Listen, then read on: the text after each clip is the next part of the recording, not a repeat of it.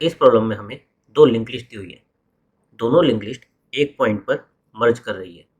हमें इन दोनों link list का मर्ज पॉइंट रिटर्न करना है। जैसे यहाँ पर 8, ये नोड हमें रिटर्न करनी है। और अगर ये दोनों लिस्ट आपस में मर्ज ना कर रही हो, जैसे ये दोनों आपस में मर्ज नहीं कर रही, तो इस केस में हमें नल रिटर्न करना है।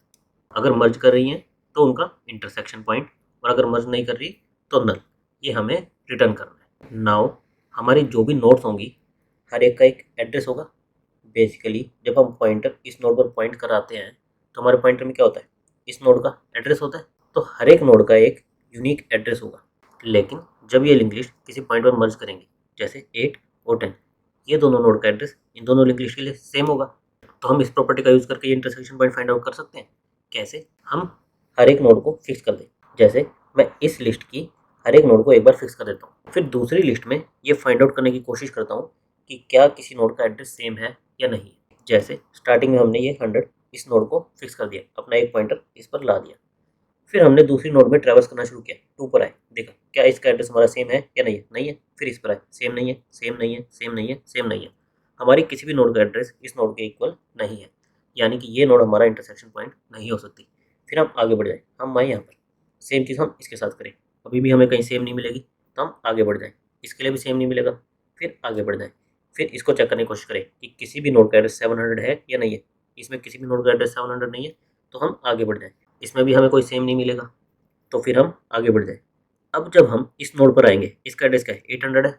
और जब हम इस लिस्ट पर ट्रैवर्स करना शुरू करेंगे, यहाँ पे आया 200, 400, 600, फिर यहाँ पर आया 800, तो ये वाली नोड हमारी सेम है, यानी कि ये वाली जो नोड थी हमारी, ये हमारा इंटरसेक्शन पॉइंट है। हम वन बाय वन एक नोड को एक लिस्ट में फिक्स करते जाएं और दूसरी नोड में उसको सर्च करें। जैसे ही हमें फर्स्ट नोड ऐसी मिले जो कि हमारी सेम है, तो वो हमारा इंटरसेक्शन पॉइंट हो जाएगी। जैसे इस केस में हमारा 8, ये इंटरसेक्शन पॉइंट है। इसकी हमारी टाइम कॉम्प्लेक्सिटी क्या रहेगी, हम एक लिस्ट में हर एक नोड को फिक्स करेंगे। जैसे इसको फिक्स किया 1 को, फिर 3 को, फिर 5 को, फिर 7 को, फिर 9 को, फिर 8 को, फिर 10 को। हम एक लिस्ट में हर एक नोड को फिक्स करेंगे। तो यानी कि हम n नोड्स मान लेते हैं, हमारी इस लिस्ट में n नोड्स हैं, तो हम n टाइम्स एक नोड को फिक्स करेंगे। और ये फाइंड आउट करने के लिए कि ये वाली नोड हमारी दूसरी लिस्ट में एग्जिस्ट करती है या नहीं करती, हम क्या करेंगे, इस पूरी लिस्ट पर एक लूप लगाएंगे। इसकी लेंथ हम m मान लेते हैं। अगर इसकी लेंथ m है, तो हमें हर एक नोड के लिए m टाइम्स लूप लगाना पड़ेगा। हमारी n नोड्स थी, तो हमारी टाइम कॉम्प्लेक्सिटी क्या आ जाएगी, n इंटू एम, इतनी हमारी टाइम कॉम्प्लेक्सिटी आ जाएगी। हम इसको बेटर कैसे करें, बेटर करने के लिए आप एक चीज़ नोट करो, हमारी जो बिगर लिंक लिस्ट है उसकी लेंथ कितनी है, 5 + 2 7 है। और जो स्मॉलर लिंक लिस्ट है इसकी लेंथ कितनी है, 5 है। अगर हम इन दोनों का डिफरेंस ले, 7 - 5 कितना आएगा, 2 आएगा। यानी कि हमें बिगर लिस्ट में से स्टार्टिंग की दो नोड्स को स्किप करना है। अगर हम इन नोड्स को स्किप कर दें, तो अब हमारी दोनों लिस्ट की लेंथ कितनी हो जाएगी, 5 हो जाएगी, इसकी भी 5 हो जाएगी।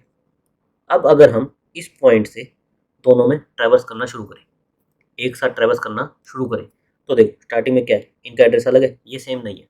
हम नेक्स्ट पर आए, 700 और 400 ये भी सेम नहीं है। हम फिर से नेक्स्ट पर आए, 900 और 600 ये सेम नहीं है। फिर हम नेक्स्ट पर आए, अब हमारा 800 और 800 दोनों सेम है।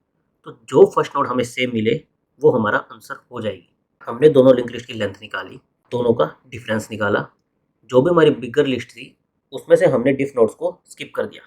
अब हमारी दोनों जो लिस्ट बची उनकी लेंथ सेम है, यानी कि अगर हम उन्हें एक साथ ट्रैवर्स करना शुरू करेंगे, तो हम सेम पॉइंट पर जो सेम नोड होगी, जो इनका इंटरसेक्शन पॉइंट होगा, उस पर आएंगे।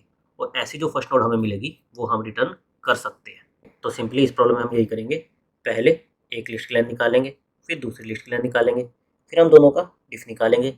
जो भी हमारी बड़ी लिस्ट होगी उसमें से डिफ नोड्स को स्किप कर देंगे और फिर दोनों नोड्स को एक साथ ट्रैवर्स करना शुरू करेंगे। जो फर्स्ट नोड हमें सेम मिलेगी वो हमारा आंसर हो जाएगी।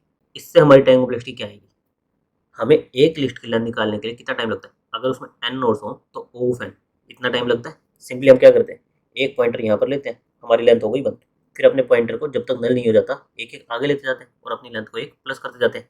जैसे जब यहाँ पर आए तो लेंथ हो गई 2, यहाँ पर आए 3, यहाँ पर आए 4, 5, 6, 7, इस लिस्ट की हमारी लेंथ क्या आ गई, 7 आ गई।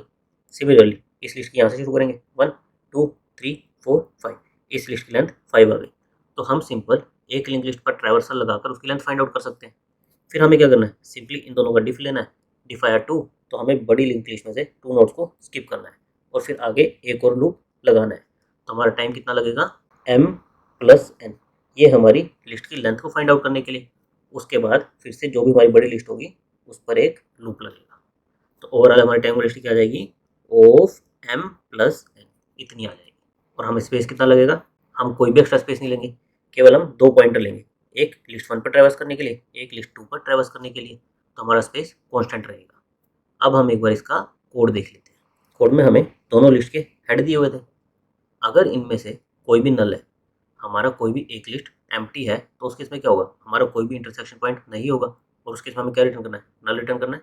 तो अगर दोनों में से कोई भी नल है तो डायरेक्ट यहीं से नल रिटर्न कर दो। अदरवाइज हमें क्या करना है, हमें दोनों लिंक लिस्ट की लेंथ फाइंड आउट करनी है। इसके लिए हमने अपना एक फंक्शन लिखा है गेट लेंथ, जिसमें सिंपली हम क्या करेंगे, पॉइंटर हेड से शुरू करेंगे, 1 1 ट्रैवर्स करते जाएंगे जब तक लिस्ट नल नहीं हो जाती, और उसकी लेंथ को कैलकुलेट करके रिटर्न कर देंगे, जिसको हम लेंथ ऑफ ए और length of be in 2 variable में स्टोर कर लेंगे। फिर हम इन दोनों का डिफ निकालेंगे। हमें जो भी बिगर लिंक लिस्ट होगी उसमें डिफ नोड्स को स्किप करना है, तो हमने इन दोनों का डिफ निकाल लिया। और अगर हमारी फर्स्ट लिंक लिस्ट बड़ी है तो उसमें हमने डिफ नोड्स को स्किप कर दिया। अदरवाइज अगर हमारी लेंथ ऑफ बी ये बड़ी है, सेकंड लिंक लिस्ट बड़ी है, तो हमने उसमें डिफ नोड्स को स्किप कर दिया। उसके बाद हमें क्या करना है, हमें दोनों लिंक लिस्ट को एक साथ ट्रैवर्स करना है, और जो भी फर्स्ट मैच मिलेगा वो हमारा आंसर हो जाएगा। तो हमने दोनों लिंक लिस्ट को एक साथ ट्रैवर्स करना शुरू किया। अगर इनमें से कोई भी नल हो गई, हम ट्रैवर्स करते गए, कोई भी हमारी नल हो गई, तो इसका मतलब क्या हुआ, हमें कोई इंटरसेक्शन पॉइंट नहीं मिला और हम नल रिटर्न कर देंगे। अदरवाइज हम क्या करेंगे, चेक करेंगे क्या हमारी दोनों नोड सेम है तो हमारा वो आंसर हो जाएगा, और उसे हम रिटर्न कर देंगे। अदरवाइज हम दोनों में एक एक आगे बढ़ जाएंगे, हेड ए का नेक्स्ट, हेड बी का नेक्स्ट, दोनों लिस्ट में एक एक नोड आगे बढ़ जाएंगे। अब हम एक बार गेट लेंथ ये फंक्शन भी देख लेते हैं। गेट लेंथ फंक्शन में हमने क्या किया, जिस लिस्ट की लेंथ निकालनी है उसका हेड पास कर दिया। हमने एक वेरिएबल इनिशियलाइज कर लिया लेंथ, जो कि अभी 0 है।